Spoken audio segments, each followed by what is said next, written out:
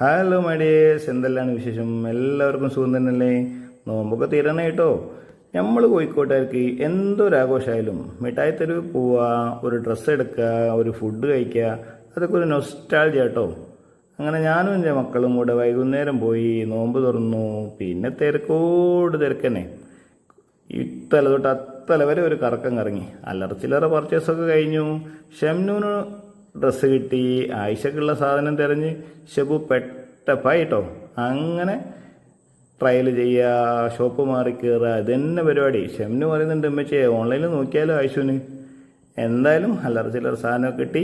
ഞങ്ങൾ പതുക്കെ അവിടുന്ന് ഫുഡ് കഴിക്കാൻ വേണ്ടിയിട്ട് പേരഗണിലേക്ക് കയറി. പേരഗണിൽ വന്നപ്പോൾ അതേ തിരക്ക് തന്നെ. മിഠായി തെരുവിലുള്ള തിരക്ക് കോഴിക്കോട് എന്തായാലും പേരഗണ്ണ മതിക്കും. ഉപ്പച്ചിയെ എന്താ ഉപ്പച്ചിയെ ഇത്രയും തിരക്ക്? ഇവിടെ എപ്പോഴും തിരക്കാണോ എന്ന് ആയിഷ ചോദിക്കുന്നുണ്ടായിരുന്നു. ഞാൻ പറഞ്ഞു, മോളെ പേരഗണ്ണാണ്, തിരക്കില്ലാണ്ടിരിക്കില്ല. അല്ലറ ചില്ലറ ചെറിയ വെയിറ്റിംഗ് ഒക്കെ ഉണ്ടായിരുന്നു. മെനു കാർഡ് തപ്പി നോക്കിയിട്ടൊന്നും വലിയ കാര്യമില്ല. എന്താണ്, രാത്രി 12:30 മണിയായിരുന്നു.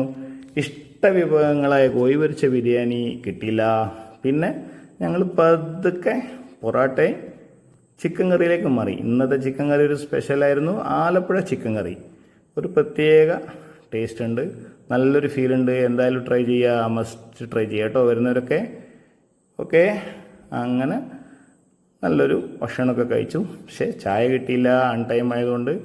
അങ്ങനെ ഞാനും എൻ്റെ മക്കളും കൂടെ പതുക്കെ വീട്ടിലേക്ക് തിരിച്ചു. വരുന്ന വഴിക്ക് ആയിഷ നമ്മുടെ ടേബിളിൽ നിന്ന് കുറച്ച് ജീരകവും മുട്ടായി എടുത്തിട്ടുണ്ട്. അതൊരു വേറൊരു നൊസ്റ്റാൾജിയാണ്. വരുന്ന വഴിക്ക് കുറച്ച് ജീരകവും മുട്ടായൊക്കെ എടുക്കുക, അതൊക്കെ കഴിച്ച് പതുക്കെ ഞങ്ങൾ വണ്ടിയിൽ കയറി. പിന്നെ അടുത്ത വീഡിയോയിൽ കാണുന്നവരെ take care and bye bye.